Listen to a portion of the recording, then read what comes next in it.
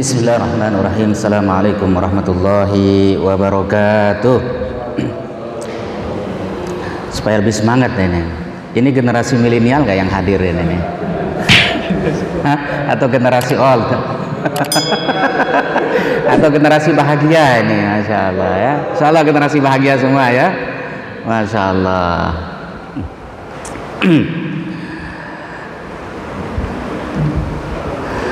Alhamdulillah alladzi bi ni'matihi tatimmus shalihat. Alhamdulillah alladzi allafa baina qulubina fa asbahna bi ni'matihi ikhwana. Asyhadu an la ilaha illallah wa asyhadu anna Muhammadan abduhu wa rasuluh. Allahumma salli wa sallim wa barik ala sayyidina Muhammad wa ala alihi wa ashabihi wa man tabi'ahum bi ihsanin ila yaumiddin. Amma ba'du. Sebelum kita mulai, silahkan semuanya menghadap ke layar. Saya biasanya kalau di Sudan, kalau ada penataran, ada daurah, ya, syekh-syekh kami dari Mesir atau dari Sudan, selain dibuka dengan pembacaan kalam ilahi, setelah itu biasanya kita bernasyid dulu gitu, supaya kita semuanya tidak ngantuk ya. Jadi di depan ada bait-bait nasyid. Saya bacakan. Yang pertama Allahu ghayatuna, kemudian yang kedua Rasuluna zaimuna, Rasuluna qudwatuna, dua kali, kemudian Qur'anuna dusturuna, Qur'anuna syir'atuna, jihaduna sabiluna, wal mautu fi sabilillahi asma'ama amanina. Masyaallah. Oke. Allahu ghayatuna, Allahu ghayatuna, Rasuluna zaimuna, Rasuluna qudwatuna. Saya dulu nanti ini ya. Qur'anuna dusturuna, Qur'anuna dusturuna, Qur'anuna syir'atuna, jihaduna sabiluna, jihaduna sabiluna, wal mautu fi sabilillah asma amanina. Oke, kita bareng-bareng ya. Dikeluarin aja suaranya walaupun agak serak-serak. 1, 2, 3. Allahu ghayatuna, Allahu ghayatuna, Rasuluna zaimuna, Rasuluna qudwatuna, Qur'anuna dusturuna, Qur'anuna dusturuna, Qur'anuna syir'atuna. Semangat. Jihaduna sabiluna, jihaduna sabiluna, wal mautu fi asma amanina. Lagi sekali. Allahu ghayatuna, Allahu ghayatuna, Rasuluna, Rasuluna qudwatuna, Qur'anuna dusturuna, Qur'anuna dusturuna, Qur'anuna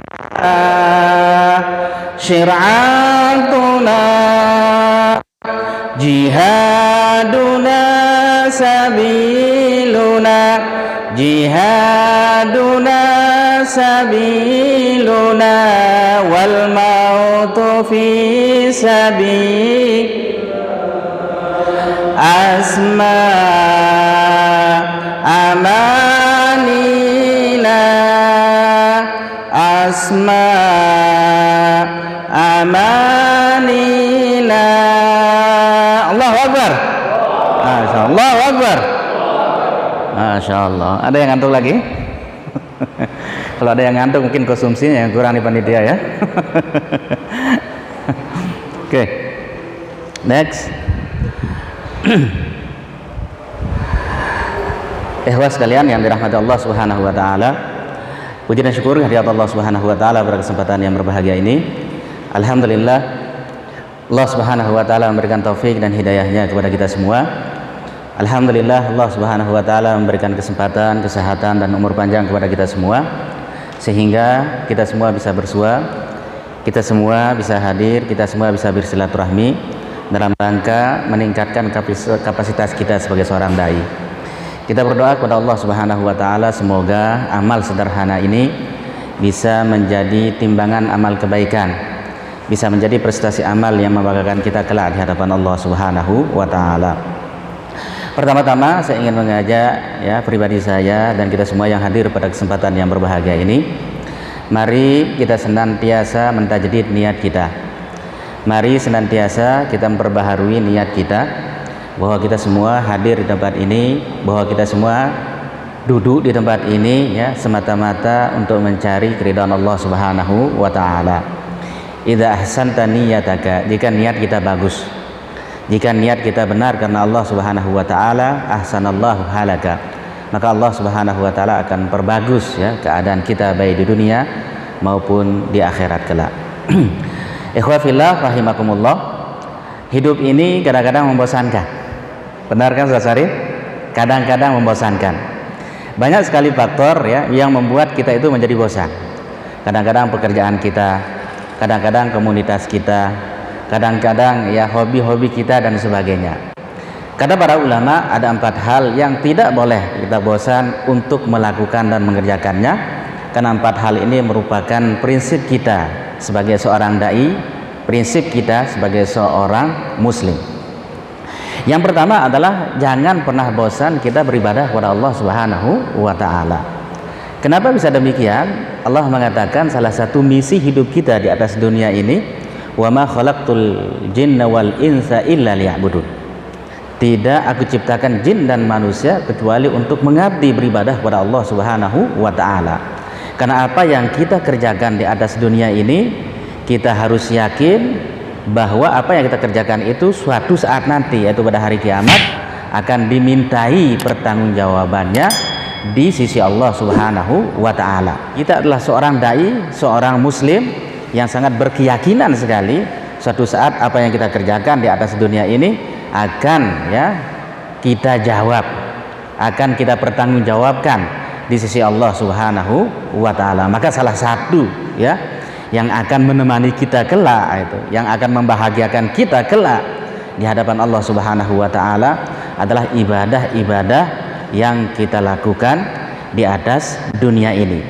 Sederhana sekali ya ungkapan dari para ulama kita tentang istilah definisi daripada ibadah tersebut. Ada yang mengatakan bahwa definisinya adalah ismun jami'un likulli ma yuhibbuhullahu wa yardahu min aqwalin wa af'alin zahiratan kanat aw batinatan. Jadi ibadah itu adalah segala aktivitas kita, baik itu perkataan kita, perbuatan kita, di mana perkataan kita atau perbuatan kita itu dicintai oleh Allah Subhanahu wa taala. Di mana perkataan kita dan ungkapan kita itu ya diridhoi oleh Allah Subhanahu wa taala, baik secara zahir maupun secara batin. Maka terkait dengan definisi ini para ulama membagi ibadah itu ya kurang lebih menjadi 2. Ada yang pertama namanya ibadah mahdhah, kemudian yang kedua ada namanya ibadah gair mahdhah. Sederhananya ibadah mahdhah adalah ibadah yang ada dalilnya dari Al-Qur'an dan sunnah Rasulullah Shallallahu alaihi wasallam. Salah satu contohnya adalah sholat, zikir, zakat ya, haji dan sebagainya. Itu semua merupakan ibadah-ibadah mahdhah yang ada dalilnya dari Al-Quran dan hadis Rasulullah Shallallahu alaihi wasallam. Sederhananya adalah sholat. Masya Allah, sholat ini bukan hanya kewajiban kita, tapi dia sekali lagi itu merupakan kebutuhan kita setiap harinya kepada Allah Subhanahu wa taala. Makanya Rasulullah Shallallahu alaihi wasallam ketika beliau ada masalah, ya, ada mungkin ya muskilah yang beliau hadapi dalam hidup dan kehidupan beliau panggil Bilal, ya Bilal, aqimis shalah arihna biha. Wahai Bilal, dirikanlah salat, kasih saya senang, ya, ketika saya melaksanakan salat tersebut. Jadi kalau kita galau, ya, kalau kita ada masalah dan sebagainya, konsepnya cukup sederhana. Wasta'inu bis shalah, ya, minta pertolonganlah kepada Allah dengan salat dan ibadah lainnya. Jadi yang pertama sekali lagi ibadah mahdhah. Yang kedua ada namanya ibadah ghair mahdhah. Sederhana, bekerja, ya, bernilai ibadah, ya, apabila kita niatkan karena Allah Subhanahu wa taala, maka dia bernilai ibadah. Niatnya karena Allah Subhanahu wa taala, maka dia bernilai ibadah di sisi Allah Subhanahu wa taala. Maka walaupun itu urusan dunia, walaupun itu mungkin urusan-urusan sederhana, ya, tapi kalau kita niatkan dia karena Allah, maka itu bernilai ibadah di sisi Allah Subhanahu wa taala. Maka yang pertama, jangan pernah bosan kita untuk melakukan ibadah kepada Allah Subhanahu wa taala. Kemudian yang kedua, Masya Allah, jangan pernah bosan kita untuk belajar. Hari ini kita duduk di sini, hari ini kita hadir di sini, hari ini kita bersilaturahmi di sini, ya, dalam rangka untuk meningkatkan kapasitas kita sebagai seorang dai. Makanya Allah mengatakan, ya, bahkan Allah menurunkan ayat pertama menyuruh kita, memerintahkan kita untuk apa? Untuk belajar. Iqra, bacalah alam ini, Masya Allah. Bagaimana memotivasi, ya, Allah Subhanahu wa taala kita supaya kita terus belajar, terus hadir di majelis-majelis ilmu, ya, terus hadir di halaqah-halaqah ilmu. Bukan hanya hadir, tapi kita juga dituntut untuk bisa mempraktekkan dan mengamalkan apa yang kita ajarkan tadi. Dalam Al-Qur'an Allah Subhanahu wa taala mengatakan, yarfa'illahu alladhina amanu minkum walladzina utul ilma darajat. Masya Allah, Allah akan mengangkat derajat orang yang beriman dan orang yang berilmu itu beberapa derajat. Tidak bisa orang beriman saja tapi dia tidak berilmu, ya, begitu juga sebaliknya, dia berilmu tapi dia tidak beriman. Harus dua-duanya saling keterkaitan dia. Kenapa kita jangan bosan untuk belajar? Masya Allah, ya, kita selalu diajarkan oleh guru-guru kita bahwa at-tarbiyah madal hayah, long life education, bahwa belajar itu tidak pernah hentinya.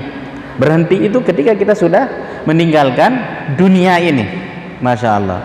Makanya Allah Subhanahu wa taala memerintahkan Rasulullah, salah satu permintaannya itu adalah ilmu. Wa qur rabbi zidni ilma. Katakanlah wahai Muhammad, ya, mintalah ilmu kepada Allah Subhanahu wa taala. Makanya Imam Asy-Syafi'i di dalam sebuah ungkapannya pernah mengatakan, kullama izdattu ilman, ya, izdattu ilman bijahli. Semakin tinggi ilmuku, maka semakin, ya, terasa kebodohanku. Semakin terasa, antum semakin merasakan. Tamat kita S1 ternyata ilmu kita ini masih sedikit. Benarkah Ustaz Napa? Masya Allah. Tamat kita S2 ternyata sedikit lagi dia. Tamat kita S3 tidak ada apa-apanya dan sebagainya. Masya Allah. Jadi benar sekali apa ungkapan dari Imam Syafi'i ini. Semakin tinggi, semakin atas strata kita, Masya Allah, semakin terasa gitu, kita itu semakin merasa bodoh. Makanya Imam Ahmad bin Hanbal dalam sebuah ungkapannya itu kan pernah mengatakan, hajatuna ilal ilmi ahwaj min hajatina ilal mat'am wal masyrab. Kebutuhan kita kepada ilmu, kata beliau, itu jauh lebih besar ketimbang kebutuhan kita kepada makanan dan minuman. Masya Allah. Dulu Ustaz Syarif, para ulama, para salafus soleh sedikit-sedikit belajar. Dulu para salafus soleh sedikit-sedikit mereka buka kitab. Dulu para salafus soleh sedikit-sedikit hadir di majelis-majelis ilmu. Dulu para salafus soleh sedikit-sedikit hadir dia diskusi yang dibicarakan adalah ilmu. Masya Allah. Beda kita sekarang, ampura. Sedikit-sedikit kita makan, ya, sedikit-sedikit kita minum, ya. Kalau ada acara-acara keilmuan pun kita tanyakan ada nggak snacknya gitu, ya. Bagaimana nanti ada prasmanan nggak atau tidak dan sebagainya. Masya Allah, ya. Sedikit-sedikit makan kita, sedikit-sedikit kita minum kita, Masya Allah, ya. 3 kali kita makan setiap harinya, itu baru makan wajibnya, belum lagi makan sunnahnya, ngemilnya, Masya Allah. Zuhur ngemil lagi, Isya ngemil lagi, kapan belajarnya, Masya Allah, ya. Kapan belajarnya kita? Masya Allah. Dulu para ulama mencari satu hadis pun ya, mereka itu rela ya musafir dari satu negeri ke negeri yang lainnya hanya mencari satu hadis. Kalau kita sekarang Masya Allah cari satu hadis, kita buka Google bisa 100 hadis yang keluar. Masya Allah ya, bisa berapa hadis yang keluar. Itu juhudnya para ulama dulu, sampai sakit-sakitan gitu ya, bahkan ada yang rela miskin gitu hanya untuk menuntut ilmu dan sebagainya. Masya Allah ya, ini para ulama. Sehingga kita tidak heran ada ungkapan yang mengatakan la yazalu al ilma, la yazalu apa katanya, aliman ma talaba al ilma. Jadi orang itu senantiasa dikatakan dia sebagai seorang yang alim selama dia terus menuntut ilmu, selama dia hadir di majelis-majelis ilmu, selama dia hadir di halaqah-halaqah ilmu. Masya Allah. Ketika dia sudah menganggap dirinya sudah bisa ya, maka sesungguhnya dia sudah bodoh. Masya Allah. Oleh karena itu kita hadir di sini pada saat sekarang ini untuk itu gitu. Jangan pernah bosan kita untuk belajar ya, jangan pernah bosan kita untuk berdiskusi, jangan pernah bosan kita untuk hadir-hadir di majelis-majelis ilmu, jangan pernah bosan kita ya mengikuti acara-acara ya peningkatan kapasitas dai seperti ini. Karena dimanapun ya, salah satu modal utama kita menjadi seorang dai tadi ala basiratin. Kita disuruh untuk berdakwah kepada Allah dengan apa? Ala basirah, dengan ilmu yang pertama. Jadi ala basirah harus dengan ilmu. Ini yang kedua. Kemudian yang ketiga, Masya Allah, jangan pernah bosan kita untuk berbuat baik. Masya Allah. Berbuat baik itu ikhwatillah, jangan kita pikirkan harus melakukan hal-hal yang besar.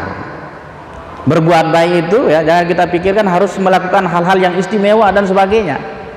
Yang kata Rasulullah Sallallahu Alaihi Wasallam, tabassumuka fi wajhi akhika shadaqah. Masya Allah.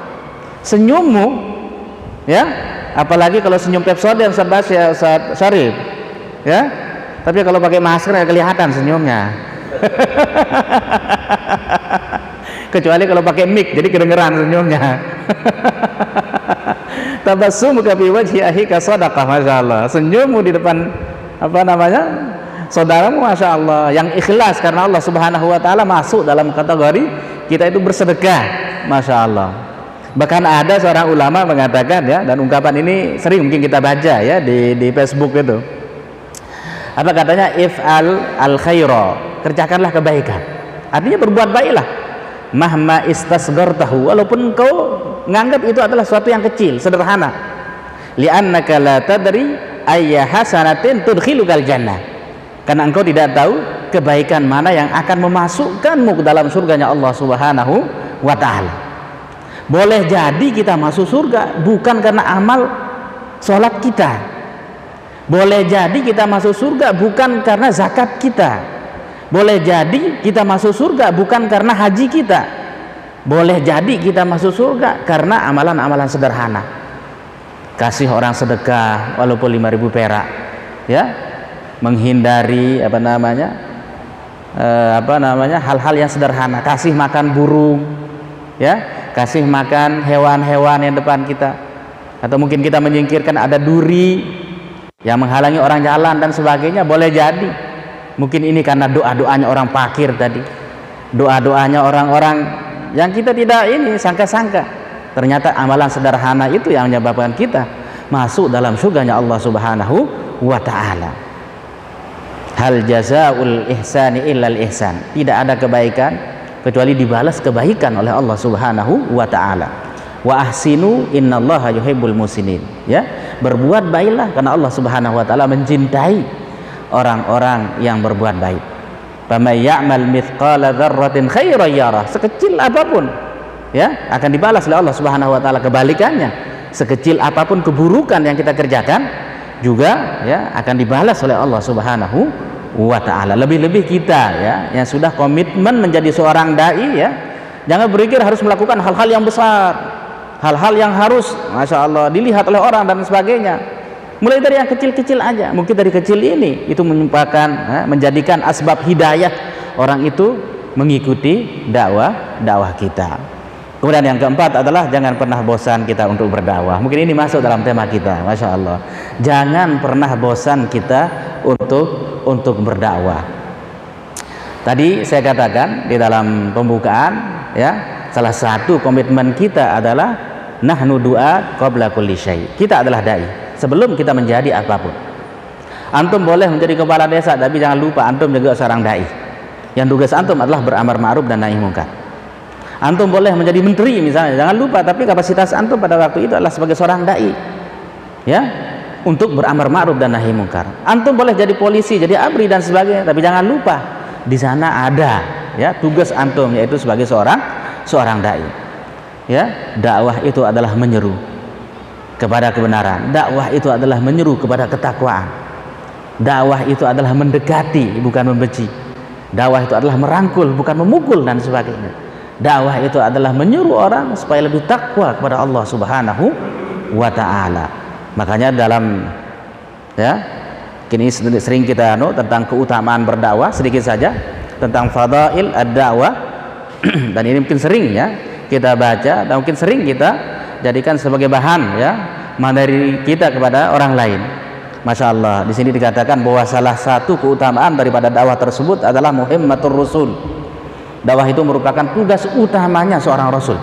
Tugas utamanya, bukan tugas kedua, bukan tugas ketiga, tapi tugas utamanya seorang rasul. Masya Allah. Nabi Nuh alaihissalam, berapa umurnya Nabi Nuh alaihissalam? Ya, 1000 tahun, kurang 50 tahun. Masya Allah. Beliau berdakwah, berapa pengikut Nabi Nuh alaihissalam? Hah? Berapa pengikutnya Nabi Nuh alaihissalam? Ya, fima riwayat, fima rawahu, ada yang mengatakan itu 80 orang. Ada yang mengatakan hanya sekedar seperahu itu. Masya Allah. Berapa tahun beliau berdakwah? Seumur beliau itu berdakwah. Pengikutnya cuma segitu. Coba bayangkan, ada nggak dai gitu, ya, 10 tahun pengikutnya cuma 80 orang. Kita dirikan pesantren aja itu, kalau 10 orang itu nggak boleh itu belajar. Berapa paling sedikit Ustaz Nopal itu? Satu kelas itu 15, ya. Masya Allah, 15, coba bayangkan. Ini bertahun-tahun beliau berdakwah. Masya Allah. Makanya curhatan beliau dalam surat An-Nuh itu sangat luar biasa itu. Qala rabbi inni da'autu qaumi lailan wa nahara.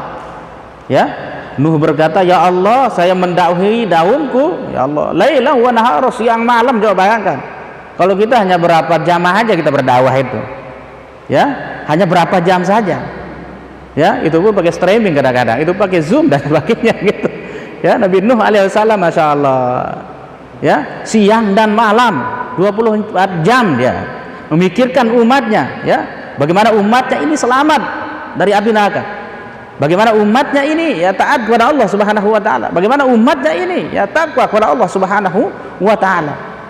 Tantangannya Masya Allah sangat luar biasa, tidak jauh-jauh anak dan istri beliau, ya, orang-orang yang Masya Allah mutasakitun, istilahnya orang-orang yang berguguran dalam dakwah itu, ya, anak istrinya sendiri yang menentang dakwah Nabi Nuh alaihi salam, tapi beliau tetap istiqomah, ya, karena ini merupakan muhimmatur rusul, tugas utamanya seorang rasul. Masya Allah, beliau tetap berdakwah siang dan malam. Begitu juga kisahnya Nabi Musa alaihissalam, ya, di sana ada Fir'aun. Begitu juga kisahnya Nabi Ibrahim alaihissalam, pasti ada jaga orang-orang yang tidak senang terhadap dakwah. Begitu juga kisahnya Rasulullah Shallallahu alaihi wasallam, Masya Allah, 13 tahun di Mekah, 10 tahun di Madinah. Orang-orang yang menentang dakwah beliau adalah orang-orang yang dekat dengan keluarga beliau.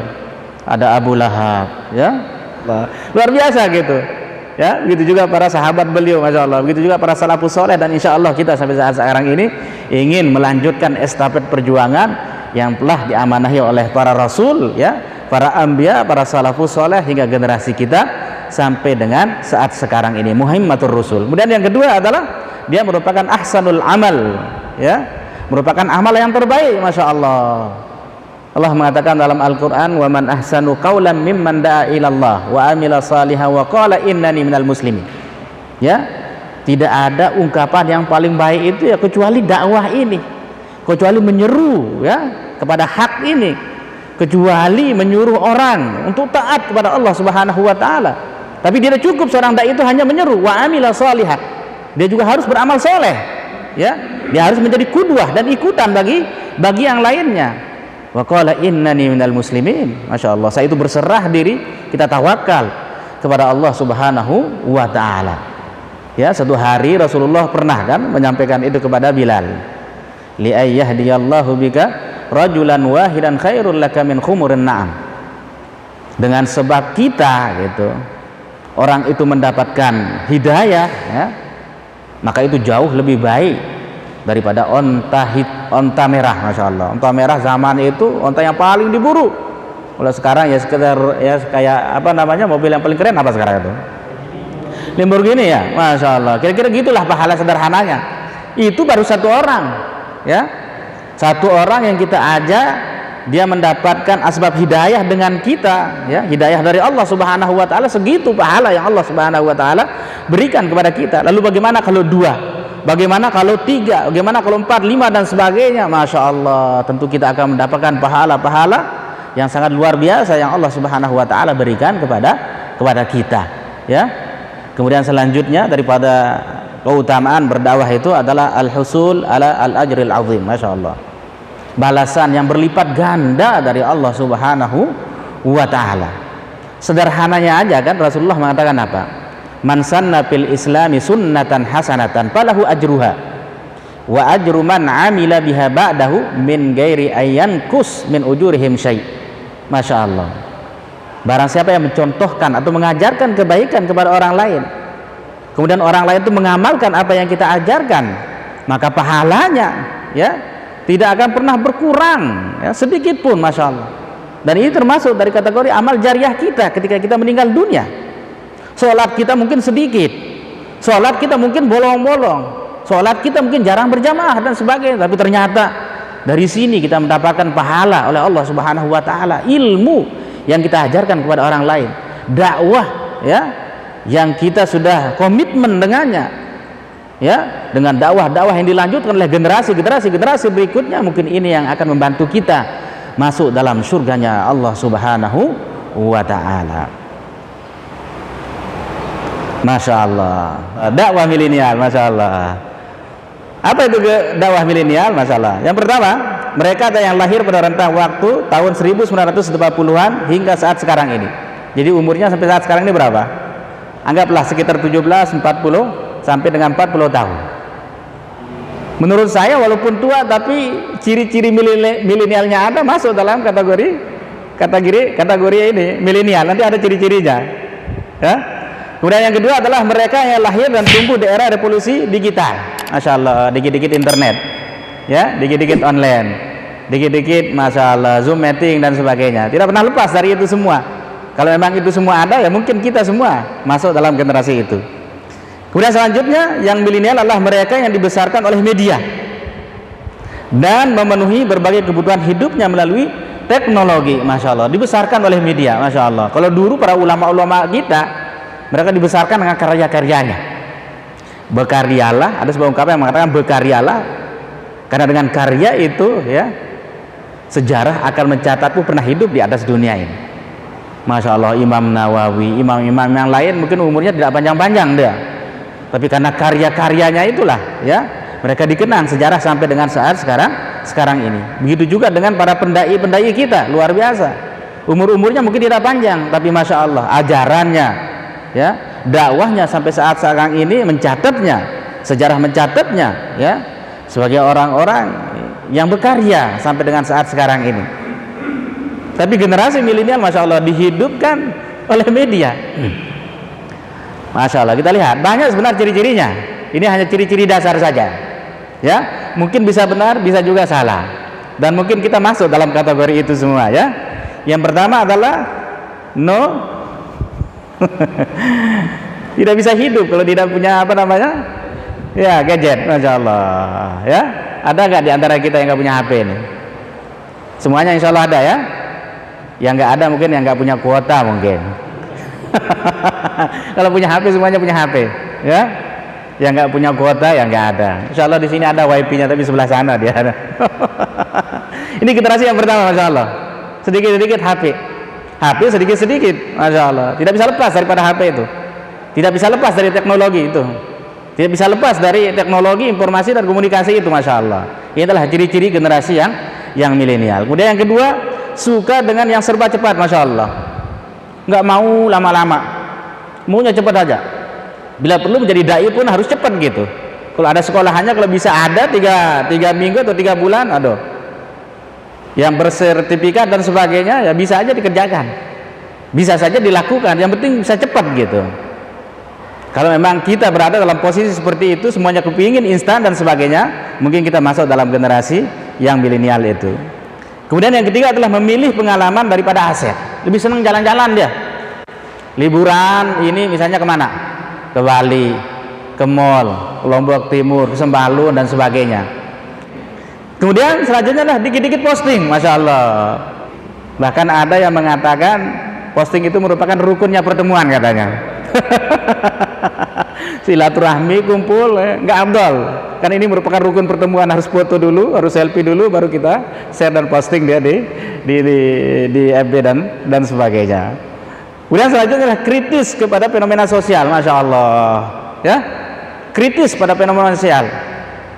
Ada permasalahan politik, ujung-ujungnya itu Madridisa dan Barcelona itu yang jadi Masya Allah, gitulah. Peka dia pada permasalahan sosial, Masya Allah. Ini tantangan-tantangan kita gitu ya.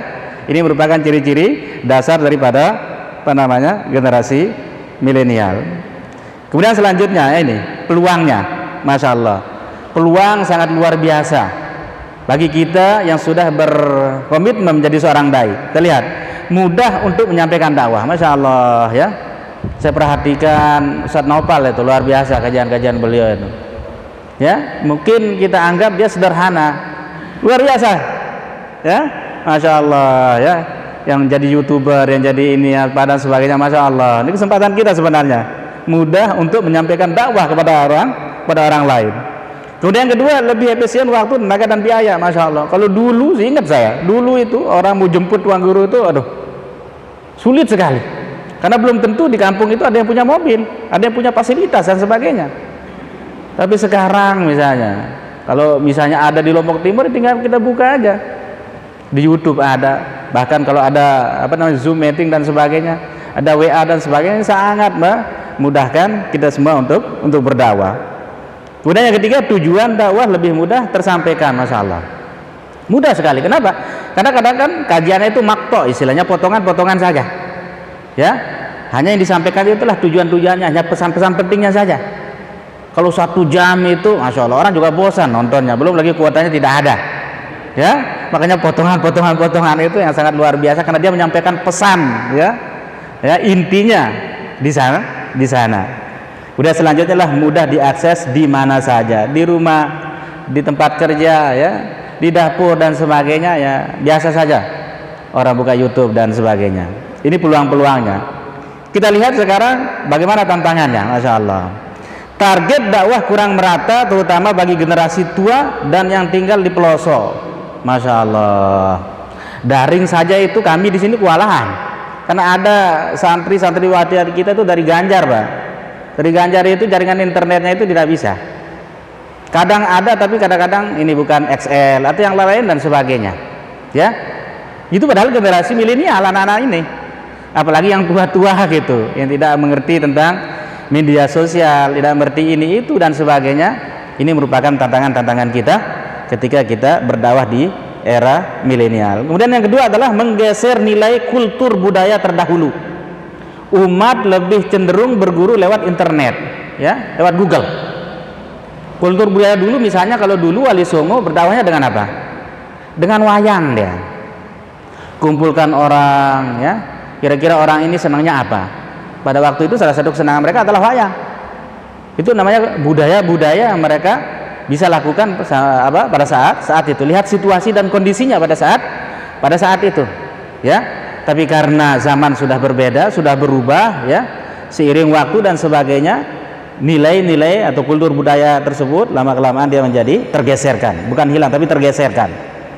Kemudian selanjutnya menggeser kultur budaya terdahulu, umat lebih cenderung berguru lewat internet, YouTube ya, lewat Google, YouTube, Facebook dan sebagainya, daripada berguru langsung.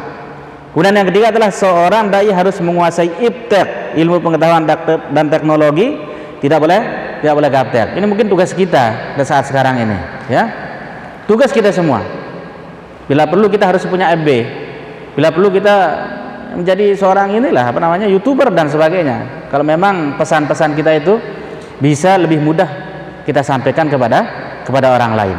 Kemudian selanjutnya membutuhkan biaya dan perangkat seperti alat-alat media, akses internet dan gadget dan sebagainya. Udah malu, ya, membutuhkan biaya, kuota mahal dan sebagainya. Kalau gratis ya dibagikan sama Menteri Pendidikan ini ya nggak apa-apa. Tapi kalau kita seorang dai, masya Allah, butuh itu semua.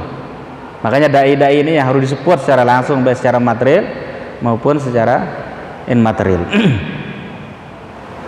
Contoh program dakwah milenial.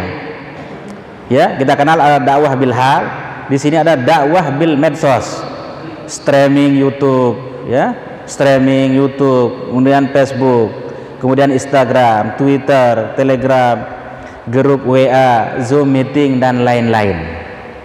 Kemudian selanjutnya adalah lomba pembuatan vlog konten dakwah, masya Allah, lomba pembuatan vlog konten dakwah. Mungkin ada apa namanya, podcast apa dan sebagainya. Kemudian yang ketiga adalah Shoot Muslim Movie Competition, kompetisi film pendek Islami, contohnya seperti Pejuang Subuh, Dahsyatnya Sedekah dan lain-lain sebagainya. Ya, mungkin ini materi yang bisa saya sampaikan. Mungkin nanti kalau ada pertanyaan apa dan sebagainya bisa didiskusikan, mungkin nanti Ustaz Nopal juga bisa menjawabnya. Terima kasih. Hadanallahu wa iyyakum ajmain. Wabillahi taufiq wal hidayah. Assalamualaikum warahmatullahi wabarakatuh.